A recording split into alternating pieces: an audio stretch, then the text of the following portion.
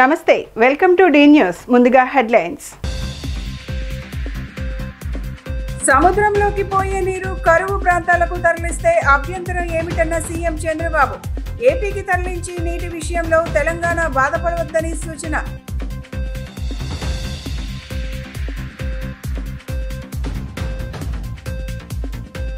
చంద్రబాబు ప్రభుత్వం మోసాలకు పాల్పడుతుందని విమర్శించిన వైసీపీ అధినేత జగన్ అసెంబ్లీలో ప్రతిపక్షం చెబుతున్న మాటలు వినటం లేదని ఆగ్రహం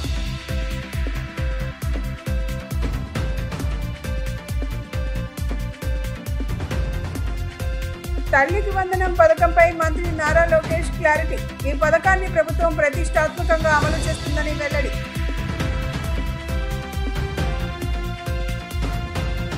సముద్రంలోకి పోయే నీటిని కరువు ప్రాంతాలకు తరలిస్తే అభ్యంతరం ఏంటని సీఎం చంద్రబాబు ప్రశ్నించారు. గోదావరిపై ప్రాజెక్టులు కట్టి తెలంగాణ కూడా కరువు ప్రాంతాలకు నీటిని తరలించుకోవచ్చని సీఎం అన్నారు. ఏపీకి తరలించే నీటి విషయంలో తెలంగాణ బాధపడవద్దని, చివరి ప్రాంతాలకు మిగులు జలాలు తీసుకునే అధికారం ఉందని వెల్లడించారు. సముద్రంలోకి పోయే నీటిని కరువు ప్రాంతాలకు తరలిస్తే అభ్యంతరం ఏమిటని సీఎం చంద్రబాబు ప్రశ్నించారు. మంగళగిరిలోని టీడీపీ కేంద్ర కార్యాలయంలో నిర్వహించిన ఎమ్మెల్సీల విజయోత్సవ సభలో పాల్గొన్న సీఎం పోలవరం, బనకచెర్ల అనుసంధానంపై కీలక వ్యాఖ్యలు చేశారు. గోదావరిపై ప్రాజెక్టులు కట్టి మీరు కూడా నీరు తీసుకోండని, గోదావరి ఒక్కటే తెలుగు ప్రజలకు శ్రీరామ రక్ష అని సీఎం అన్నారు. గోదావరిపై ప్రాజెక్టులు కట్టి తెలంగాణ కూడా కరువు ప్రాంతాలకు నీటిని తరలించుకోవచ్చని సీఎం అన్నారు. త్వరలోనే తల్లికి వందనం అమలు చేస్తామని సీఎం చంద్రబాబు వెల్లడించారు. అన్నదాత సుఖీభవ కింద రైతులకు డబ్బులు, మత్స్యకారులకు ఇచ్చిన హామీ మేరకు 25,000 అందిస్తామని హామీ ఇచ్చారు. సమాజంలో పేదరికం లేకుండా చేయడం ఒక ప్రభుత్వానికే సాధ్యం కాదని, కానీ ఆర్థిక అసమానతలు, పేదరికం లేకుండా ఆదాయం పెంచే మార్గం ఆలోచిస్తామని సీఎం వివరించారు. అని చెప్పి దబాయిస్తే ఇస్తామనుకుంటే మాత్రం అది పగటి కలగా మిగులుతుంది, గుర్తుపెట్టుకోమని కోరుతుంది. నేను ఇంకొక మాట కూడా చెప్పాను, రాజకీయాల్ని కలుషితం చేశారు, రాజకీయ ముసుగులో నేరాలు చేశారు, ఘోరాలు చేశారు. అలాంటి నేరాలు ఘోరాలు చేసినప్పుడు ఎవరు తప్పు చేసినా చట్టం దాని పని చేసుకుంటా పోతుంది తప్ప ఇంకొకటి కాదని చెప్పి కూడా నేను మీకు తెలియజేస్తున్నా. నిన్న మొన్న ఇంకొక విషయం కూడా ఇక్కడ వచ్చినప్పుడు తెలుగు జాతి అందరికీ విజ్ఞప్తి చేస్తున్నా, తెలంగాణలో ఉండేవాళ్ళకు కూడా విజ్ఞప్తి చేస్తున్నా. నేను గోదావరి నీళ్లు బనకచెర్లకు తీసుకుపోతానని చెప్పాను. పోలవరం టు బనకచెర్ల ఎక్కడి నీళ్ళు ఇవి? సముద్రంలోకి పోయే నీళ్లు. సముద్రంలోకి పోయే నీళ్లు నేను తీసుకుపోతానంటే దాన్ని కొంతమంది ఒక పార్టీ రాజకీయం చేస్తే వాళ్ళు చేశారు కాబట్టి మేము చేయకపోతే వెనకబడిపోతామని ఇంకొకరు మాట్లాడే పరిస్థితికి వచ్చారు. ఇది మంచిది కాదు. నేను ఎప్పుడో ఒకటే చెప్తున్నాను, తెలుగుదేశం పార్టీ మొదటి నుంచి కూడా తెలుగు జాతి కోసం పెట్టిన పార్టీ, ఒక యుగ పురుషుడు ఎన్టీ రామారావు గారు పెట్టిన పార్టీ ఇది. ఆ రోజు ఈ రోజు తెలుగు జాతి కోసం పనిచేస్తున్నాం. నేను ఆ మాటే చెప్పాను, విభజన రోజును కూడా మీరు గుర్తుపెట్టుకోవాలి. నాకు 2 ప్రాంతాలు సమానం అని చెప్పాను, 2 కళ్ళు అని చెప్పాను, ఇద్దరికి సమన్యాయం చేయమన్నాను. అయితే అక్కడ నమ్మారు, ఇక్కడ నమ్మారు. అక్కడ మేము బీజేపీ పోటీ చేసి 20 సీట్లు గెలిపించారు, ఇక్కడ అధికారాన్ని ఇచ్చారు. అది నా జీవితంలో ఎప్పుడూ మర్చిపోలేనని చెప్పి మీ అందరికీ మరొక్కసారి విజ్ఞప్తి చేస్తున్నా. అధికారంలో ఉన్న చంద్రబాబు ప్రభుత్వం మోసాలకు పాల్పడుతోందని వైసీపీ అధినేత జగన్మోహన్ రెడ్డి తీవ్ర స్థాయిలో ధ్వజమెత్తారు. అసెంబ్లీలో ప్రతిపక్షం చెబుతున్న మాటలు వినడం లేదని, అందుకే మీడియా ముందుకు వచ్చి ప్రభుత్వం చేసిన మోసాలను ప్రజలకు వివరిస్తున్నామని చెప్పారు. తాడేపల్లి వైసీపీ అధినేత జగన్మోహన్ రెడ్డి కార్యాలయంలో ఏర్పాటు చేసిన విలేకరుల సమావేశంలో ఆయన మాట్లాడుతూ, చంద్రబాబు నాయుడు ప్రభుత్వం 2 బడ్జెట్లు ప్రవేశపెట్టి సూపర్ 6 143 హామీల కోసం అరాకొరా కేటాయింపులు చేయటం చాలా దారుణమని మండిపడ్డారు. బాబు షూరిటీ భవిష్యత్తు గ్యారంటీ కాస్త బాబు షూరిటీ మోసం గ్యారంటీ అయిందని ఎద్దేవా చేశారు. ఎన్నికలకు ముందు సూపర్ 6, 7 అంటూ ఊదరగొట్టిన చంద్రబాబు దత్తపుత్రుడు కలిసి మేనిఫెస్టో రిలీజ్ చేశారని గుర్తు చేశారు. 20 లక్షల ఉద్యోగాలు, 3,000 నిరుద్యోగ భృతి సాయం యువతకు అందలేదన్నారు. ఈరోజు ఫిబ్రవరి 24వ తారీఖున గవర్నర్ గారి స్పీచ్, అదే రకంగా 28వ తారీఖున ప్రవేశపెట్టిన బడ్జెట్, వీటి అన్ని విషయాల మీద సుదీర్ఘంగా అసెంబ్లీలో ఎలాగూ ప్రతిపక్షం చెప్తా ఉన్న మాటలు ఎలాగూ వినే పరిస్థితి, అసెంబ్లీ నుంచి ప్రజలకు తెలిపే పరిస్థితి లేని పరిస్థితుల మధ్య మీ ద్వారా ప్రజలకు ప్రతిపక్షం సైడ్ నుంచి బడ్జెట్ మీద, గవర్నర్ ప్రసంగం మీద, వీటి అన్ని అంశాల మీద ఇటువైపున నాణ్యానికి ఇటువైపున వర్షన్ కూడా వినిపించే కార్యక్రమం చేస్తూ ఉన్నాం. నిజంగా చంద్రబాబు నాయుడు గారి 2 బడ్జెట్లు, ఇవాళ చంద్రబాబు నాయుడు ప్రవేశపెట్టిన 28వ తారీఖున తాను ప్రవేశపెట్టిన బడ్జెట్తో 2 బడ్జెట్లు తను ప్రవేశపెట్టినట్లయింది. ఈ 2 బడ్జెట్లు చంద్రబాబు నాయుడు గారివి గమనించినట్లయితే బాగా ప్రస్ఫుటంగా కూడా కనిపించేటి ఏమిటి అని అంటే, చంద్రబాబు గారు అన్ని రకాలుగా ప్రజలను మోసం చేసిన తీరు తేటతెల్లంగా కనిపిస్తుంది. ఎన్నికలకు ముందేమో బాబు షూరిటీ, భవిష్యత్ గ్యారంటీ, ఎన్నికలు అయిపోయిన తర్వాత మాత్రం బాబు షూరిటీ, మోసం గ్యారంటీ అన్న పద్ధతిలోనే ఆయన పాలన సాగుతూ ఉంది. కూటమి ప్రభుత్వం ఎంతో ప్రతిష్టాత్మకంగా తీసుకొచ్చిన తల్లికి వందనం పథకం ఎప్పుడు అమలులోకి వస్తుంది, ఎవరెవరికి స్కీమ్ వర్తిస్తుంది అనే దానిపై రాష్ట్ర విద్యా, ఐటీ, ఎలక్ట్రానిక్స్ శాఖల మంత్రి నారా లోకేష్ క్లారిటీ ఇచ్చారు. ఏపీ శాసనసభలో తల్లికి వందనం పథకంపై మాట్లాడుతూ ఈ పథకాన్ని ప్రభుత్వం ప్రతిష్టాత్మకంగా తీసుకుందన్నారు. ఇంట్లో చదువుకునే బిడ్డలందరికీ తల్లికి వందనం వర్తిస్తుందని స్పష్టం చేశారు. తల్లికి వందనం పథకంపై శాసనసభలో వైసీపీ సభ్యులు పంపిన ప్రశ్నకు మంత్రి సమాధానం ఇచ్చారు. తల్లికి వందనం పథకానికి సంబంధించిన గైడ్ లైన్స్ త్వరలో ఇస్తామని చెప్పారు. గౌరవ ముఖ్యమంత్రి గారు అని హెచ్ఆర్డి మంత్రిగా నియమించినప్పుడు చాలా స్పష్టంగా ప్రభుత్వ విశ్వవిద్యాలయానికి పూర్వ వైభవం తీసుకురావాలి, వచ్చే 5 సంవత్సరాల్లో ప్రపంచంలోనే టాప్ 100 యూనివర్సిటీలో ఒక ప్రభుత్వ విశ్వవిద్యాలయం ఉండాలి అనే టార్గెట్ నాకు ఇస్తాం జరిగింది అధ్యక్ష. అంతేకాకుండా ఎన్ఆర్ఎఫ్ ర్యాంకింగ్లో చూస్తే ఈరోజు మనం 9వ స్థానంలో ఉన్నాం, అది 3వ స్థానానికి తీసుకురావాలని గౌరవ ముఖ్యమంత్రి గారు చాలా స్పష్టంగా నాకు చెప్తాం జరిగింది అధ్యక్ష. దాంట్లో భాగంగా అధ్యక్ష, నేను పీలేరు నియోజకవర్గంలో పాదయాత్ర చేసినప్పుడు మన కిషోర్ కుమార్ రెడ్డి గారు చాలా స్పష్టంగా చూపించారు అధ్యక్ష. అంటే అక్కడ ఉన్న ఇన్ఫ్రాస్ట్రక్చర్ ఏంటి, ఏం చేస్తే బాగుంటుంది కూడా మేము ఆ పాదయాత్రలు కూడా మేము చర్చించుకుంటాం జరిగింది అధ్యక్ష. అది ఆల్రెడీ నేను అధికారులతో కూడా డిస్కస్ చేశాను. ఇంతేకాకుండా అధ్యక్ష, గౌరవ ముఖ్యమంత్రి గారితో ఒక చర్చ చేస్తున్నాను అధ్యక్ష. ఒక్కొక్క జిల్లాకి ఒక్కొక్క విశ్వవిద్యాలయం ఉండాలని నేను ప్రధానంగా కోరుకుంటున్నా. ఒక పక్కన ప్రభుత్వ విశ్వవిద్యాలయం, ఇంకో పక్కన ప్రైవేట్ విశ్వవిద్యాలయాలు, ఈ 2 కూడా మ్యాచ్ చేసి యూనివర్సిటీ జిల్లాకు ఒకటి ఉండాల్సిన అవసరం ఉంది అధ్యక్ష. అంతేకాకుండా ఏదైతే ఈ ఎఫిలియేషన్స్ ఉన్నాయో ఇది ఎట్లా చేయాలి, జాగ్రఫీ ఎలా చేయాలి, అది కూడా ఒకసారి మేము డీటెయిల్గా డిస్కస్ చేయాల్సిన అవసరం ఉంది అధ్యక్ష. ఇప్పటికీ గౌరవ సభ్యులందరూ తెలుసు, ఈ స్కూల్ ఎడ్యుకేషన్లో అనేక సంస్కరణలు మన ప్రభుత్వం చేపడుతుంది. దాంట్లో భాగంగా హైయర్ ఎడ్యుకేషన్లో కూడా పెద్ద ఎత్తున సంస్కరణ చేయాలన్న ఆలోచనలో మేము ఉన్నాం. ఒక పక్కన యూనిఫైడ్ రూల్స్ తీసుకొస్తే ఎలా ఉంటుందన్న డిస్కషన్ స్టార్ట్ చేశాము. రోల్ ఆఫ్ కమిషనరేట్ ఏంటి, యాప్షీ ఏంటి, కరికులం రీవ్యాంపింగ్ ఏంటి, అన్నిటిపైన చాలా లోతుగా మేము చర్చిస్తాం జరుగుతుంది అధ్యక్ష. సో గౌరవ సభ్యులు కిషోర్ కుమార్ రెడ్డి గారు చెప్పిన దానిపైన చాలా సీరియస్గా ఉన్నాను, ఎందుకంటే ఆ రోజు పాదయాత్రలో మనం డీటెయిల్డ్గా డిస్కస్ కూడా చేస్తాం జరిగిందన్న. సో ఇది నా మనసులో ఉన్న విషయం, చాలా సీరియస్గా తీసుకుంటున్నాను. త్వరలోనే మీతో చర్చించి దీనికి ఆమోదమైన పరిష్కారం చూపించే బాధ్యత మేము తీసుకుంటాం. అన్న నందమూరి తారక రామారావు 60 ఏళ్ల వయసులో రాజకీయ పార్టీ స్థాపించి కేవలం 6 నెలల కాలంలోనే అధికారంలోకి తీసుకువచ్చి అనేక సంస్కరణలను తీసుకువచ్చి తనదైన ముద్రతో ప్రజల హృదయాల్లో చిరస్థాయిగా నిలిచిపోయారని ప్రభుత్వ విప్ గన్నవరం శాసనసభ్యులు యార్లగడ్డ వెంకట్రావు పేర్కొన్నారు. అసెంబ్లీలో రేషన్ బియ్యం అక్రమ తరలింపు అంశంపై ఆయన మాట్లాడారు. పేదవాడికి పట్టెడు అన్నం పెట్టలేనప్పుడు రాజకీయాలు ఎందుకంటూ ఎన్టీ రామారావు 1983 జూలై 6న 2 రూపాయలకు కిలో బియ్యం పథకం ప్రారంభించారని అన్నారు. అలాంటి గొప్ప పథకంలో వైసీపీ ప్రభుత్వం అవినీతికి పాల్పడిందని ఆరోపించారు. నిన్న సభలో పౌర సరఫరాల శాఖ మంత్రి నాదెండ్ల మనోహర్, ఎమ్మెల్యే బుచ్చయ్య చౌదరి ప్రస్తావించినట్లే ఇప్పటికీ రేషన్ కార్డే అన్ని పథకాలకు ప్రామాణికమని, రేషన్ కార్డు లేదంటే పథకాలు రద్దవుతాయని చాలామంది లబ్ధిదారుల్లో ఆందోళన ఉందన్నారు.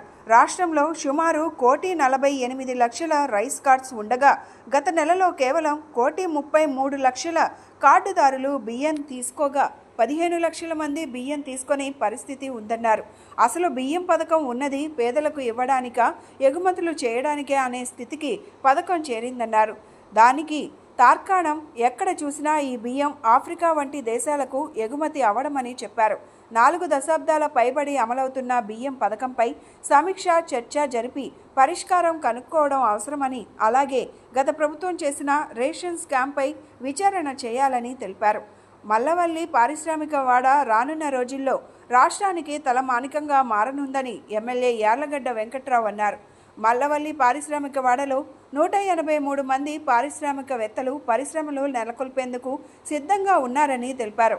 గతంలో వెనక్కి వెళ్లిపోయిన అశోక్ లేలాండ్ పరిశ్రమను తిరిగి తీసుకువచ్చానని, ఈ నెలలో ప్రారంభోత్సవానికి సిద్ధంగా ఉందని వెల్లడించారు. గతంలో తన నియోజకవర్గంలో మంజూరైన రహదారి పనులు రద్దయిన పరిస్థితి ఉందని, అవన్నీ మళ్లీ మంజూరు చేయాలని ఎమ్మెల్యే యార్లగడ్డ వెంకట్రావు కోరారు. ఈ విషయాన్ని R&B మంత్రి జనార్దన్ రెడ్డి దృష్టికి తీసుకువెళ్లినట్లు తెలిపారు. అవసరమైన నిధులు త్వరగా విడుదల చేయాలని ఎమ్మెల్యే విజ్ఞప్తి చేశారు.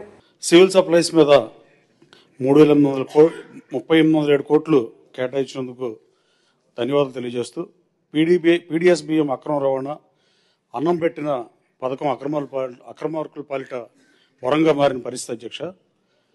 ఎన్టీ రామారావు గారు 1982లో పార్టీ పెట్టినప్పుడు మేనిఫెస్టోలో కిలో బియ్యం 2 రూపాయలకి ఇస్తానని, వరన్న అప్పుడు లగ్జరీగా ఉన్న పరిస్థితి అధ్యక్ష.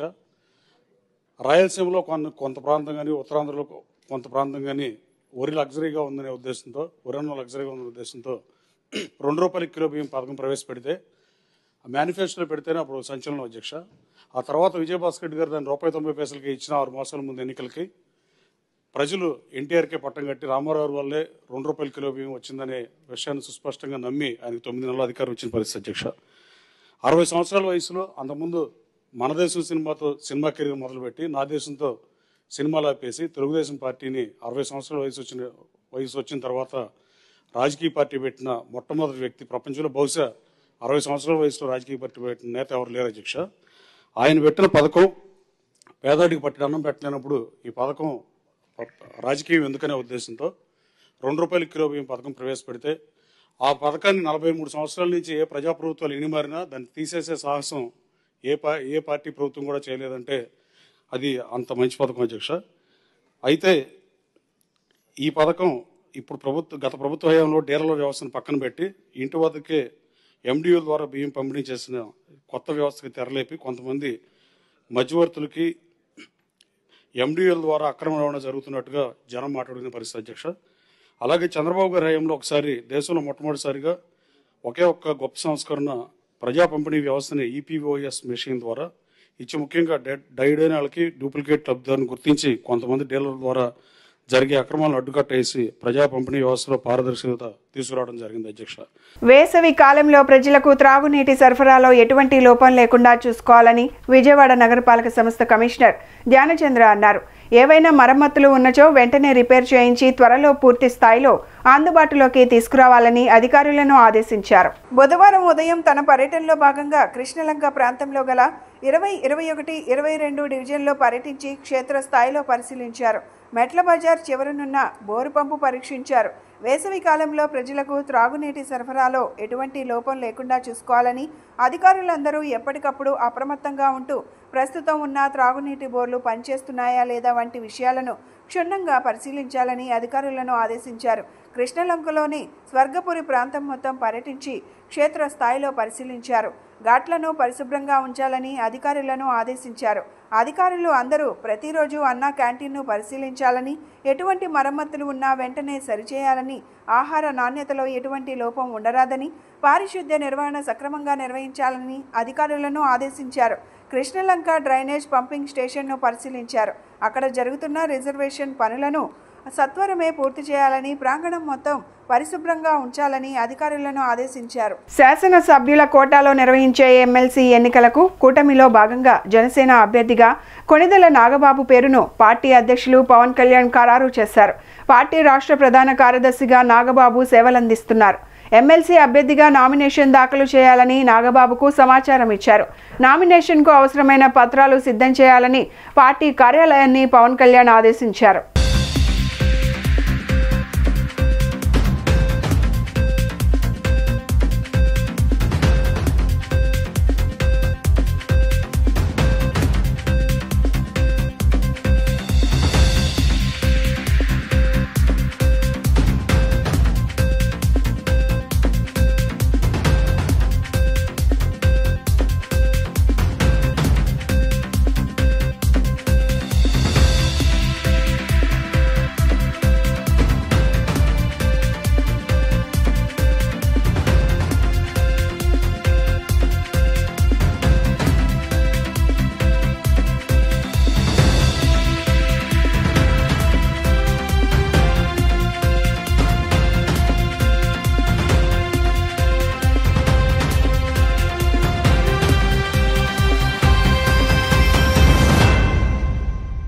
ప్రతిపక్ష హోదాపై నిరాధార ఆరోపణలతో వైకాపా ఎమ్మెల్యే జగన్ తప్పుడు ప్రకటనలు చేస్తున్నారని ఏపీ శాసనసభ స్పీకర్ అయ్యన్న పాత్రుడు అన్నారు. సభ ప్రారంభం కాగానే ఆయన మాట్లాడారు. ప్రతిపక్ష హోదాపై వైకాపా ఎమ్మెల్యే జగన్ హైకోర్టుకు కూడా వెళ్లారు. న్యాయ ప్రక్రియ కొలిక్కి వచ్చే వరకు వేచి చూద్దామనుకున్న ఇటీవల జగన్ వైకాపా సభ్యులు చేసిన వ్యాఖ్యలు నా దృష్టికి వచ్చాయని చెప్పారు.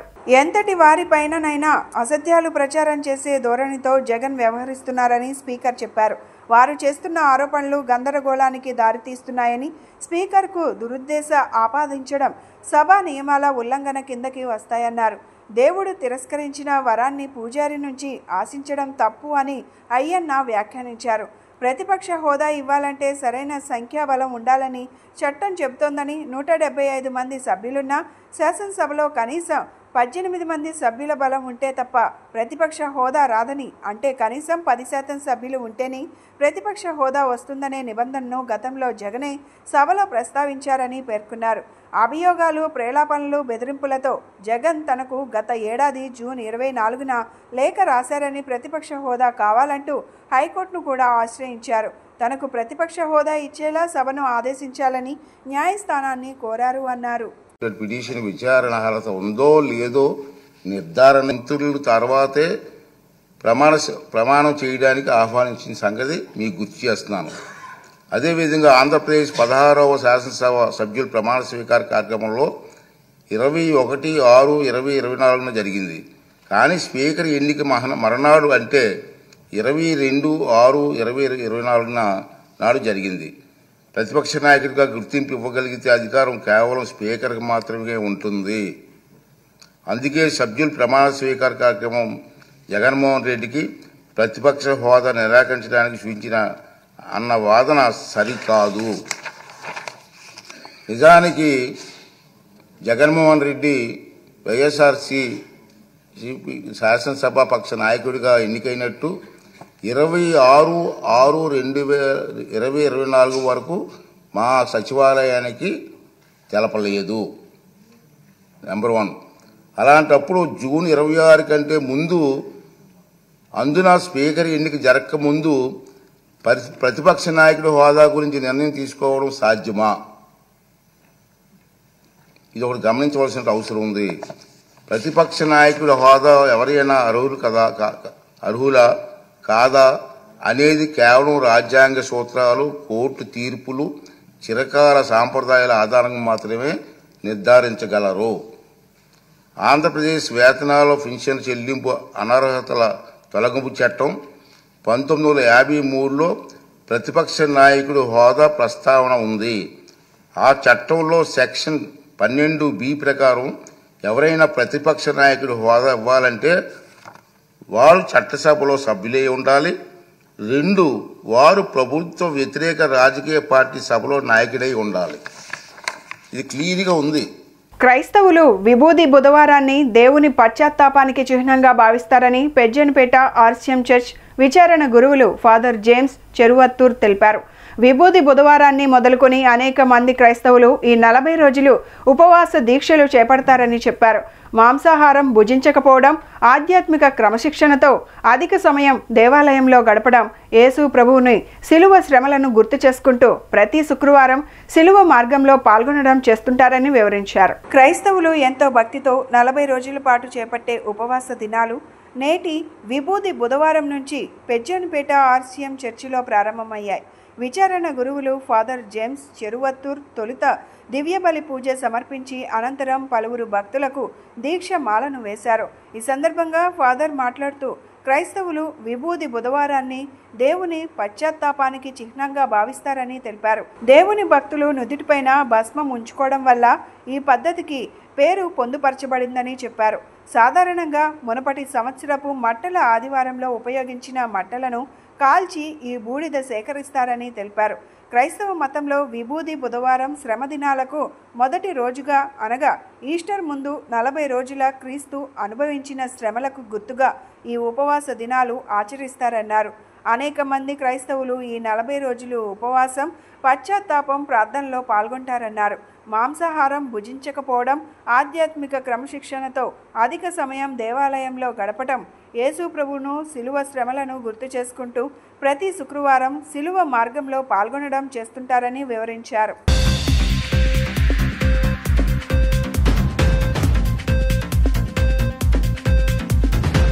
కృష్ణాదుని ఎంతో ప్రియమైన సహోదరి సహోదరులారా, నేడు మన పెజ్జన్పేట విచారణలో మొదట మన దేవాలయంలో మన సంఘస్థులతో ఇక్కడ దీక్ష తీసుకున్న వాళ్ళు దాదాపు ఒక 250 మంది ఉన్నారు. సంఘస్థులు చాలామంది పరోక్షముగా ఆంతరికముగా కూడా తీసుకున్న వాళ్ళు ఉన్నారు. వారి కొరకు ప్రత్యేక ప్రార్థన చేసుకున్నాం.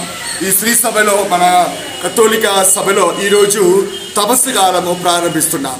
తపస్సు కాలం అంటే ప్రార్థన, ఉపవాసము, దాన ధర్మము.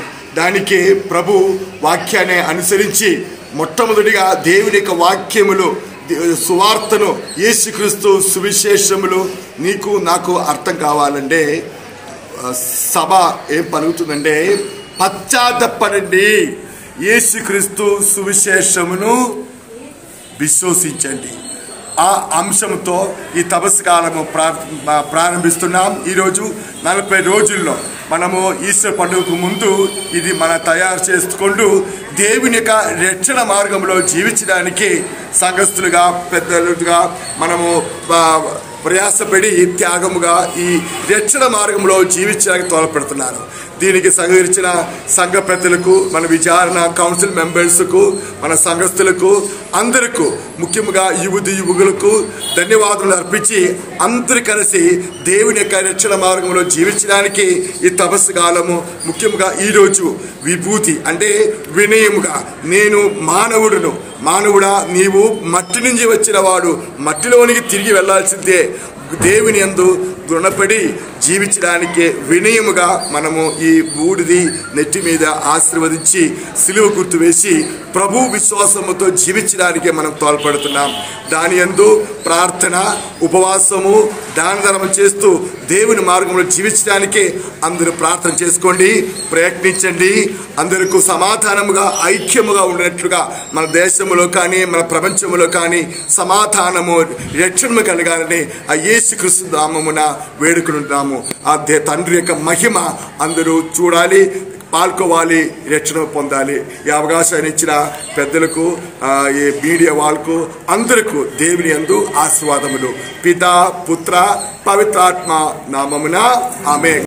ఛాంబర్ ఆఫ్ కామర్స్లోని అన్ని అసోసియేషన్ల భాగస్వామ్యంతో ఈ నెల 7, 8, 9 తేదీలలో ట్రేడ్ ఎక్స్పో ఏర్పాటు చేశామని నిర్వాహకులు శేషుబాబు, చుండూరు ఉమామహేశ్వరరావు, అన్నవరపు శ్రీనివాసరావు తెలిపారు.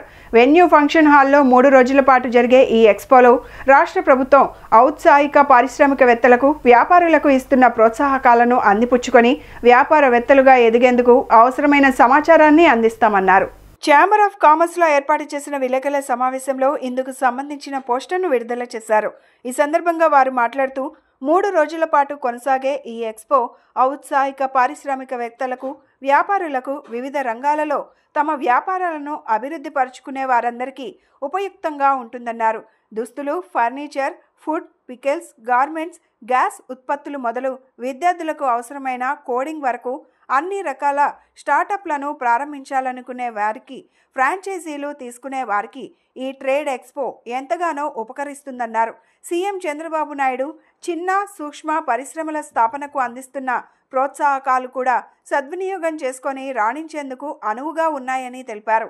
ఈ ఎక్స్పోను శాసనసభ్యులు బోండా ఉమామహేశ్వరరావు, సుజనా చౌదరి, గద్దె రామ్మోహన్ ప్రారంభిస్తారని వివరించారు. ఈ నెల 7, 8, 9 తేదీల్లో ట్రేడ్ ఎక్స్పో అనేది విజయవాడ పట్టణంలో రామర్పాడు రింగ్ రోడ్డు దగ్గర గల ది వెన్యూ కన్వెన్షన్ నందు శుక్ర, శని, ఆదివారాలు చక్కగా స్టాల్స్ అత్యధికంగా ఏర్పాటు చేసి దీంట్లో విభిన్న రకాలకు సంబంధించి క్లాతు, రెడీమేడు, గార్మెంట్స్, అదేవిధంగా ఫర్నిచరు, ఎలక్ట్రానిక్స్, ఎలక్ట్రికల్స్, పికిల్స్, ఫుడ్కు సంబంధించినవి, అదేవిధంగా స్వీట్ స్టాల్స్, ఇంటిలో ఎవరైనా సరే వాళ్ళు చేతిగా తయారు చేసుకున్న పచ్చళ్ళు కానీ, అనేక రకాల స్వీట్స్ కానీ అవన్నీ కూడా అక్కడ డిస్ప్లే పెట్టుకొని వాళ్ళ యొక్క లీడ్స్ అక్కడ తీసుకోవడానికి ఒక చక్కటి ప్లాట్ఫారాన్ని ఈరోజు ఈ యొక్క ట్రేడ్ ఎక్స్పో మీ అందరికి కూడా ఒక ప్లాట్ఫారాన్ని అందిస్తుంది. ఈరోజు కనుక మనం చూసుకుంటే ఏదైనా సరే ఈరోజు మనకి మన ఆంధ్ర రాష్ట్ర ప్రభుత్వం వారు అనేక రకాలుగా ప్రోత్సాహం ఇస్తున్నారు. ఈ యొక్క ఫుడ్ ఎక్స్పో సంబంధించి మనకి ఛాంబర్ ఆఫ్ కామర్స్ అధ్యక్షులు శ్రీ గడ్డం రవికుమార్ గారు ముఖ్య అతిథిగా దీనికి ఇచ్చేస్తున్నారు.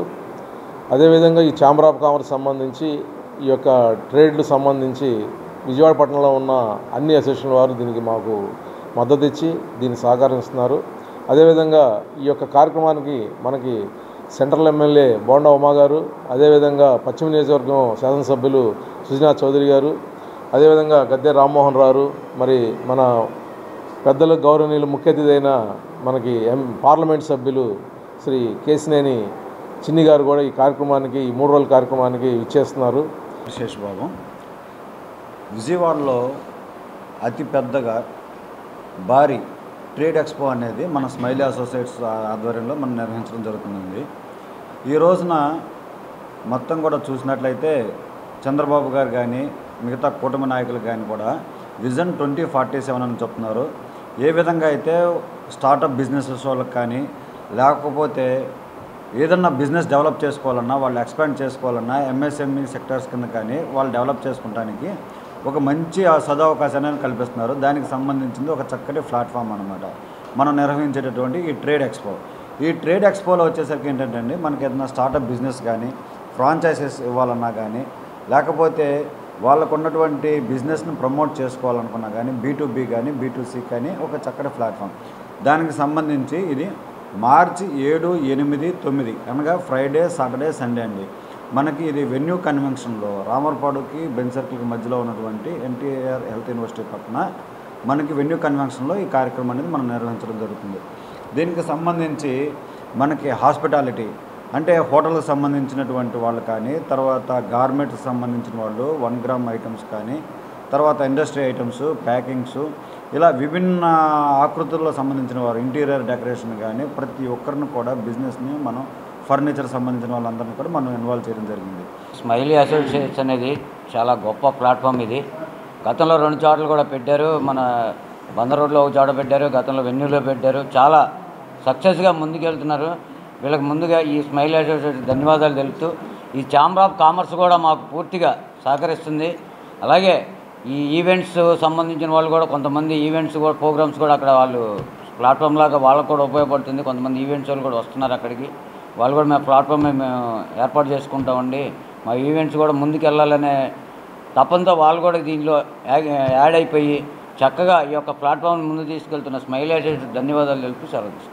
సిద్ధార్థ అకాడమీ ఏర్పాటు చేసి 75 సంవత్సరాలు పూర్తయిన సందర్భంగా ఈ నెల 7వ తేదీ నుండి డిసెంబర్ వరకు గోల్డెన్ జూబ్లీ ఉత్సవాలు నిర్వహిస్తున్నామని సిద్ధార్థ అకాడమీ అధ్యక్షులు మలినేని రాజయ్య తెలిపారు.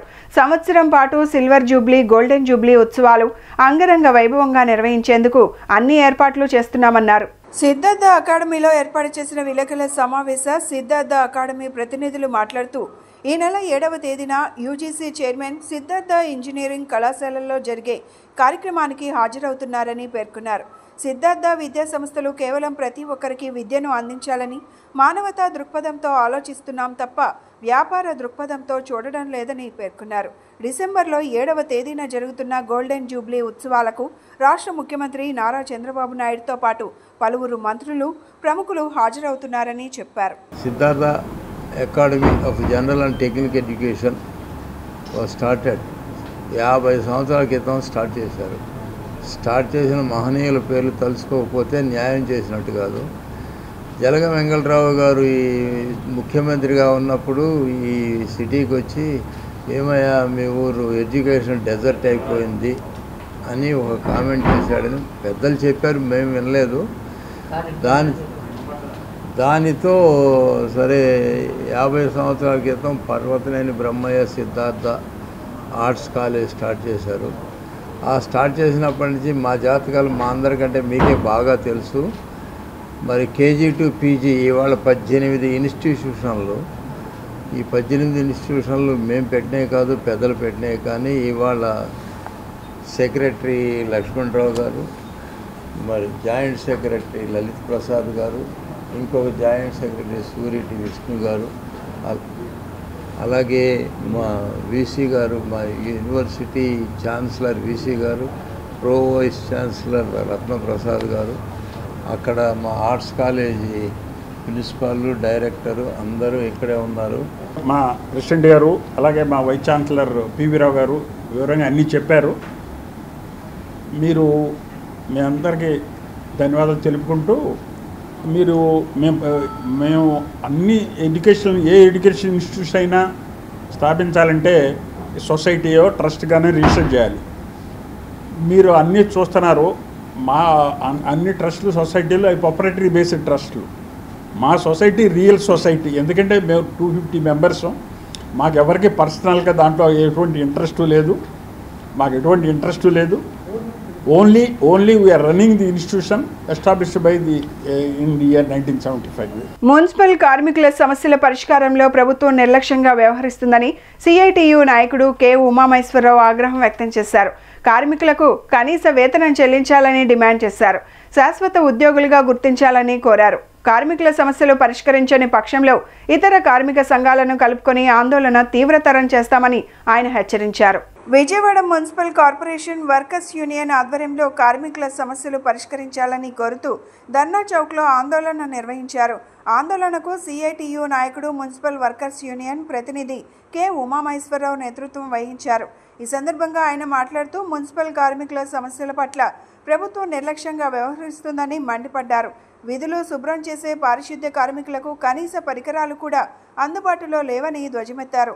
ఇంజనీరింగ్ కార్మికుల సమస్యల కోసం ఈ నెల 7న ఆందోళన చేస్తామని స్పష్టం చేశారు. కార్మికుల సమస్యలు పరిష్కరించని పక్షంలో ఇతర కార్మిక యూనియన్లను కలుపుకొని ఆందోళన ఉధృతం చేస్తామని ఉమామహేశ్వరరావు హెచ్చరించారు. ఈ కార్యక్రమంలో కార్మిక సంఘాల ప్రతినిధులు, కార్మికులు పెద్ద సంఖ్యలో పాల్గొన్నారు. కె ఉమామహేశ్వరరావు, రాష్ట్ర ప్రధాన కార్యదర్శి, AP municipal workers and employees federation, CITU అనుబంధ సంఘం.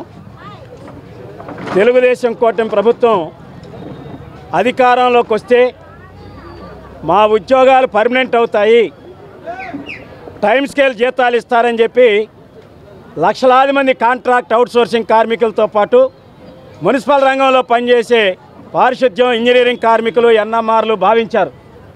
కానీ తెలుగుదేశం కూటమి ప్రభుత్వం ఈ కార్మికులందరి ఆశల్ని అడియాశలు చేస్తూ 1,00,000 మందిగా ఉన్నటువంటి ఆప్కాస్ ఉద్యోగుల్ని ఈరోజు వెట్టి చాకిరీ నుండి మరో బానిస వ్యవస్థలోకి తీసుకెళ్లే పద్ధతిలో ప్రైవేట్ ఏజెన్సీలకు అప్పగించాలని మంత్రివర్గం తీర్మానించింది. ఈ తీర్మానాన్ని మా సంఘం తీవ్రంగా వ్యతిరేకిస్తూ ఉంది. అందులోనూ మున్సిపల్ కార్మికులు చేసే సేవలు సమాజంలో ఎవరూ చేయలేనివి. కరోనాలో చూశారు, విశాఖపట్నం హుదూ తుఫాన్లో చూశారు, విజయవాడ వరద ముప్పులో చూశారు. తిండి లేకపోయినా, తిప్పలు లేకపోయినా, రవాణా మార్గాలు లేకపోయినా రేయింబవళ్ళు గుండెల లోతు నీళ్లలో ప్రజల కోసం సేవలు అందించారు. అదే కాదు, ప్రాణాలొడ్డి మున్సిపాలిటీలో చేసే పనులన్నీ కూడా పర్యావరణాన్ని పరిరక్షించాయి, ప్రజారోగ్యాన్ని కాపాడాయి, పట్టణాలు పరిశుభ్రంగా కట్టిపెట్టాయి. ఇటువంటి సేవలు శాశ్వత స్వభావం కలిగినవి. ఈ పనిచేసే వాళ్ళని మామూలుగా అయితే 1971 కాంట్రాక్ట్ లేబర్ చట్ట ప్రకారం శాశ్వత ఉద్యోగులతో పనిచేయించాలి, లేదా కాంట్రాక్ట్ పద్ధతిలో పనిచేయించాలి. దానికి తిలోదకాలు ఇస్తూ ఉన్నారు. ఎప్పటికైనా ప్రైవేట్ ఏజెన్సీలకు ఇవ్వటం మానుకొని ఉద్యోగాలు పర్మనెంట్ చేయాలని డిమాండ్ చేస్తూ ఉన్నాం. అట్లాగే సమ్మెకాలం 17 రోజులు సమ్మె చేసిన సందర్భంగా ఆ రోజు ప్రభుత్వం కొన్ని హామీలు ఇచ్చింది. రిటైర్మెంట్ బెనిఫిట్ ఇస్తామని, దాన సంస్కారాలకు 20,000 ఇస్తామని, ఎక్స్గ్రేషియా 7 లక్షలు ఇస్తామని చెప్పారు. ఇంజనీరింగ్ కార్మికులు జీతాలు పెంచుతా ఉన్నారు, సంక్షేమ పథకాలు అమలు చేస్తున్నారు. ఇంతవరకు ఒక్కదానికి జీవో ఇలా. Association of lady entrepreneur of India MSME మంత్రిత్వ శాఖ ఆంధ్రప్రదేశ్ ప్రభుత్వంతో కలిపి సంయుక్తంగా విజయవాడలో మార్చి 7వ తేదీ నుండి 9వ తేదీ వరకు new gen tech art for sustainable enterprises అనే అంశంపై అంతర్జాతీయ సదస్సును నిర్వహిస్తోందని కాన్ఫరెన్స్ కన్వీనర్ జ్యోతి తెలిపారు. 3 రోజుల పాటు జరిగే సదస్సుకు ముఖ్య అతిథిగా పాల్గొని సీఎం చంద్రబాబు విచ్చేసి సదస్సును లాంఛనంగా ప్రారంభిస్తారని వెల్లడించారు. నగరంలోని గాంధీనగర్ ప్రెస్ క్లబ్ నందు న్యూజెన్ టెచార్ట్ ఫర్ సస్టైనబుల్ ఎంటర్ప్రైజెస్ సదస్సు నిర్వహణ కమిటీ సభ్యులు విలేకరుల సమావేశాన్ని నిర్వహించారు. సదస్సు నిర్వాహకురాలు జ్యోతి దుర్గా భవానీలు మాట్లాడుతూ association of lady entrepreneur of India MSME మంత్రిత్వ శాఖ ఆంధ్రప్రదేశ్ ప్రభుత్వంతో కలిపి సంయుక్తంగా విజయవాడలో మార్చి 7 నుండి 9వ తేదీ వరకు నోవెటల్ హోటల్ వేదికగా న్యూజెన్ టెచార్ట్ ఫర్ సస్టైనబుల్ ఎంటర్ప్రైజెస్ అనే అంశంపై అంతర్జాతీయ సదస్సును నిర్వహిస్తోందని తెలిపారు. స్థిర వ్యాపార వృద్ధి, ఆవిష్కరణలు, ప్రపంచ వాణిజ్య అవకాశాలను అన్వేషించడానికి ఈ సమావేశం ఉపయోగపడుతుందన్నారు. ఎంఎస్ఎంఈ ప్రతినిధులు, పరిశ్రమల నాయకులు, విధాన రూపకర్తలు, అంతర్జాతీయ నిపుణులు ఈ సదస్సులో పాల్గొంటారని తెలిపారు. ఆటోమేషన్ టెక్నాలజీ ద్వారా ఎంఎస్ఎంఈ సామర్థ్యాన్ని పెంచడం, సర్క్యులర్ అండ్ గ్రీన్ ఎకానమీని ప్రోత్సహించడం, పునరుత్పాదక ఇంధన పరిష్కారాలు మరియు వనరుల నిర్వహణ, వ్యాపార స్థిరత్వం కోసం ఏఐ మరియు ఆటోమేషన్ను ప్రోత్సహించడం, ఫుడ్ ప్రాసెసింగ్, న్యూట్రిషన్ ఎంటర్ప్రైజెస్ను గ్లోబల్ మార్కెట్లు, బ్రాండ్ అండ్ ఈ-కామర్స్కు ఎంఎస్ఎంఈ యాక్సెన్సు, మహిళా పారిశ్రామికవేత్తలను ప్రోత్సహించడం, దక్షిణాసియా సహకారాన్ని సులభతరం చేయడం, ఆరోగ్యం, పర్యాటకం, సాంకేతిక రంగాలలో కొత్త అవకాశాలను అన్వేషించడం లాంటి అంశాలపై సదస్సులో చర్చించడం జరుగుతోందన్నారు. ఈ కార్యక్రమానికి ఎంఎస్ఎంఈ ప్రతినిధులు శోభా కరంద్లాజే, ఎంఎస్ఎంఈ అదనపు కార్యదర్శి అభివృద్ధి కమిషనర్ రజనీష్, రాష్ట్ర మంత్రులు వంగలపూడి అనిత, టీజీ భరత్, కందుల దుర్గేష్, కొండపల్లి శ్రీనివాస్, సవిత, ఎంపీ దగ్గుపాటి పురంధేశ్వరి, నారా భువనేశ్వరి, పలువురు దేశ విదేశాల ప్రముఖులు హాజరవుతారని సదస్సు నిర్వాహకులు తెలిపారు. అందరికీ నమస్కారం అండి. నా పేరు జ్యోతి. నేను ఈ కాన్ఫరెన్స్కి కన్వీనర్ని. నాతో పాటు మా ఎలీప్ మేనేజింగ్ కమిటీ మెంబర్స్ ఉన్నారు. ఈ కాన్ఫరెన్స్ అనేది మాకు టైటిల్ వచ్చేసి new gen techade for sustainable enterprises. అంటే మనం ఆలోచించింది ఏంటంటే నెక్స్ట్ 10 yearsలో ఇప్పుడు ఎంటర్ప్రెన్యూర్స్ అవ్వాలి అనుకున్న ఈ స్టార్టప్స్ కానివ్వండి, స్టూడెంట్స్ కానివ్వండి, ఇప్పుడు గ్రాడ్యుయేషన్ ఉన్న వాళ్ళు కానివ్వండి, వాళ్ళకి ఈ టెక్నాలజీ అనేది మనం ఎంతవరకు ఇవ్వగలము. అంటే టెక్నాలజీ అనేది సస్టైనబుల్ టెక్నాలజీస్ అండి. అంటే వాళ్ళు ఇంకా ఈ ఇండస్ట్రీ పెట్టుకొని దీనిలో వాళ్ళు సక్సెస్ అవ్వాలి. దానికి సంబంధించిన కావాల్సిన ఇన్ఫర్మేషన్ అంతా కూడా మేము ఈ కాన్ఫరెన్స్ నుంచి ప్రొవైడ్ చేస్తున్నాం అన్నమాట. అంటే నెక్స్ట్ వచ్చేది ఇప్పుడు సస్టైనబిలిటీ అంటే ఇప్పుడు సర్క్యులర్ ఎకానమీ అనేది చాలా ఇంపార్టెంట్ అయిపోయింది. సర్క్యులర్ ఎకానమీలో మనం ఈ వేస్ట్ అనేది మనం ఎంత మినిమైజ్ చేయగలము, ఈ రిసోర్సెస్ని ఎలా మనం కన్జర్వ్ చేయగలము, నుంచి మళ్ళీ సర్క్యులర్ చేసి దాన్ని ఒక క్లీన్ ఎకానమీగా తీసుకురావడం అన్నమాట. అది తర్వాత ఆర్థిక స్థిరత్వం కోసం food processing, nutrition enterprises follow చెప్పచ్చు. అంటే food processing nutrition enterprises, nutrition చెడకుండా ఫుడ్ ఎలా తయారు చేయాలి అనే దాని మీద చాలా వరకు ఎఫర్ట్స్ వస్తాయండి. దీని నుంచి వాణిజ్యం, మార్గదర్శకం మరియు ఆర్థిక వనరులు అని ఒకటి పెట్టుకున్నామంటే ఏంటంటే బ్యాంక్స్ నుంచి లోన్స్ కానీ ఏ రకంగా కానీ ఏమన్నా మనకి ఎవరైనా ఇన్వెస్ట్మెంట్స్ కానీ మీటింగ్స్ కానీ అలాంటివి కూడా ఇంకా ముందు చేయడానికి కూడా ఇది బాగా ఉపయోగపడుతుంది. తర్వాత బ్రాండింగ్ మరియు ఈ-కామర్స్ వ్యూహాల ద్వారా ప్రపంచ వాణిజ్య విస్తరణను కలుగుతారు. ఎవరైనా ఈ న్యూ కమర్స్ వచ్చి కొత్తగా ఇండస్ట్రీస్ పెట్టుకుని కొత్త ప్రోడక్ట్ చేసినప్పుడు వాళ్ళకి బ్రాండింగ్ ఎలా చేసుకోవాలి. ICAI విడుదల చేసిన ఫలితాలలో తమ విద్యార్థులకు జాతీయ స్థాయిలో 3 అత్యుత్తమ ర్యాంకులను సాధించారని గురుకుల్ అకాడమీ డైరెక్టర్లు తెలిపారు. తమ విద్యార్థులు జాతీయ స్థాయిలో ద్వితీయ ర్యాంకుతో పాటు 29, 47 ర్యాంకులను సాధించి అత్యుత్తమ స్థానంలో నిలిచారని ఆయన వివరించారు.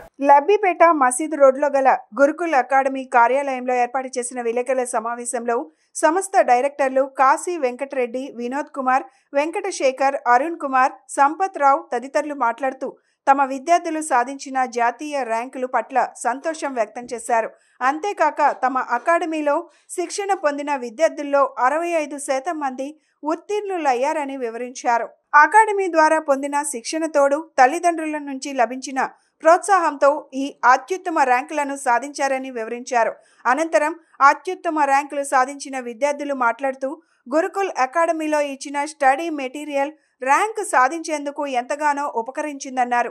ఎగ్జామ్కు ముందు అధ్యాపకులు ఏర్పాటు చేసిన పునరుచ్చరణ తరగతులు తమకు ఎంతగానో ఉపయోగపడ్డాయన్నారు. ఈ సందర్భంగా ద్వితీయ ర్యాంక్ సాధించిన తోట సోమనాథ్, శేషాద్రి నాయుడు, 29వ ర్యాంక్ సాధించిన ఆర్ సందీప్, 47వ ర్యాంక్ సాధించిన జేబీ తేజస్విని అకాడమీ డైరెక్టర్లు ఘనంగా సత్కరించారు. నేను వెంకటశేఖర్, డైరెక్టర్ గురుకుల్ అండి. నేను ICAI రిలీజ్ చేసినటువంటి రిజల్ట్స్లో మా స్టూడెంట్స్కి 3 ఆల్ ఇండియా ర్యాంక్స్ వచ్చినాయి. అందులో గర్వకారణం విషయం ఏంటంటే మాకు ఆల్ ఇండియా 2nd ర్యాంక్ వచ్చింది, అదేవిధంగా ఆల్ ఇండియా 29th ర్యాంక్ వచ్చింది, అదేవిధంగా ఆల్ ఇండియా 47th ర్యాంక్ వచ్చింది. సో ఇందులో చాలా చాలా మేము అచీవ్ చేసినటువంటి థింగ్ ఏంటంటే అంటే మేము అనే పదిలో మా స్టూడెంట్స్ అచీవ్ చేసినటువంటి విషయం ఏంటంటే ఆల్ ఇండియా 2nd ర్యాంక్ అనేది గత 15-20 ఏళ్ళ నుంచి ఎవరికీ కూడా రానటువంటి ర్యాంక్. అంటే total Andhra Pradesh as well as mainly CAకి hub అయినటువంటి విజయవాడకు వచ్చేసరికి వీఆర్ సో హ్యాపీ. ఎందుకంటే మేము ఇక్కడే చదువుకున్నాం, CA ఇక్కడే ఒక ఇన్స్టిట్యూట్ స్టార్ట్ చేసాం. అండ్ ఇక్కడ మా students Vijayawada are Andhra Pradesh proud చేశారు by getting all India 2nd rank అండి. అండ్ ఈ అచీవ్మెంట్కి తోడ్పడినటువంటి ప్రతి మా స్టాఫ్కి, అదేవిధంగా మాకు ఈ ర్యాంక్స్ ఎర్న్ చేసినటువంటి స్టూడెంట్స్కి, అదేవిధంగా పేరెంట్స్కి అందరికీ కూడా చాలా చాలా ధన్యవాదాలండి. అండ్ ఇలాంటి ర్యాంక్స్తో మళ్ళీ మేము ఫ్యూచర్లో అదే స్థాయి అంటే ఇదే ర్యాంక్స్ నిలబెట్టుకోవాలని ఆశిస్తూ ఉన్నాం. ఫలితాల్లో CA ఇంటర్లో గురుకుల్ సంస్థకి 3 ర్యాంకులు రావడం జరిగింది. 2వ ర్యాంకు, అలాగే 29వ ర్యాంకు, 47వ rank, 2nd, 29 and 47th rank score చేసాం. ఇంకొక ఆనందదాయకమైన విషయం ఏంటంటే మా సంస్థలో 65% పాస్ పర్సంటేజ్ మేము అచీవ్ చేయడం జరిగింది. అది వేరే ఏ సంస్థ కూడా మనకి అక్రాస్ ఇండియా వేరే ఏ సంస్థకి అలాంటి అచీవ్మెంట్ లేదు, అంత పాస్ పర్సంటేజ్ లేదు. సో అది కూడా మాకు చాలా ఆనందదాయకంగా ఉంది. ఈ సక్సెస్ అచీవ్ చేసినటువంటి స్టూడెంట్స్కి, అలాగే వాళ్ళ పేరెంట్స్కి, అలాగే మా ఉపాధ్యాయ బృందానికి కూడా మేము అభినందనలు తెలియజేసుకుంటున్నాం. ఇలాగే వాళ్ళు ఇంకా మంచి ర్యాంక్స్ స్కోర్ చేయాలని, ఫ్యూచర్లో గురుకుల్ సంస్థకు కూడా మంచి ర్యాంక్స్ రావాలని, వాళ్ళ పేరెంట్స్కి వీళ్ళకి అందరికీ మంచి పేరు రావాలని మేము ఆశిస్తున్నాం. Thank you. నా పేరు తోట సోమనాథ్ శేషాద్రి నాయుడు. నిన్న ICAI రిలీజ్ చేసిన రిజల్ట్స్లో నాకు ఆల్ ఇండియా 2nd ర్యాంక్ వచ్చినందుకు చాలా సంతోషపడుతున్నాను. నాకు ఆల్ ఇండియా ర్యాంక్ రావడానికి కారణమైన నా అధ్యాపకులకు పేరు పేరున ధన్యవాదాలు చెప్తున్నాను. గురుకుల్ ఇన్స్టిట్యూషన్లో ఇచ్చిన స్టడీ మెటీరియల్స్ని ప్రిపేర్ అవుతూ ఎగ్జామ్కి 1.5 day రివిజన్లో నేను బాగా రివైజ్ చేసి ఎగ్జామ్స్ బాగా రాసి all India 2nd rank score చేశాను. నమస్తే అందరికీ, నా పేరు ఆర్ సందీప్. నిన్న ICAI రిజల్ట్స్ డిక్లేర్ చేశారు. అందులో నాకు 29th ర్యాంక్ వచ్చింది ఆల్ ఇండియా ఓవర్. ముఖ్యంగా నా గురువులందరికీ నా అభినందనలు. నమస్కారం, నా పేరు జేబీ తేజస్వి. నేను CA ఇంటర్మీడియట్ Jan 2025 ఎగ్జామ్స్లో నాకు ఆల్ ఇండియా ర్యాంక్ 47 వచ్చింది. నాకు టీచ్ చేసిన టీచర్స్ అండ్ పేరెంట్స్కి థ్యాంక్ యూ. బులెటిన్ ముగించే ముందు హెడ్లైన్స్ మరొకసారి. సముద్రంలోకి పోయే నీరు కరువు ప్రాంతాలకు తరలిస్తే అభ్యంతరం ఏమిటన్న సీఎం చంద్రబాబు. ఏపీకి తరలించి నీటి విషయంలో తెలంగాణ బాధపడవద్దని సూచన.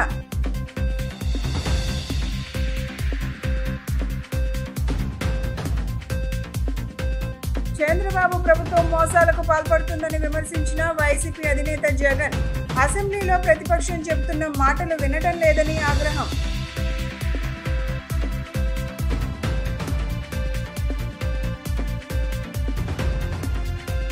తల్లికి వందనం పథకంపై మంత్రి నారా లోకేష్ క్లారిటీ. ఈ పథకాన్ని ప్రభుత్వం ప్రతిష్టాత్మకంగా అమలు చేస్తుందని వెల్లడి.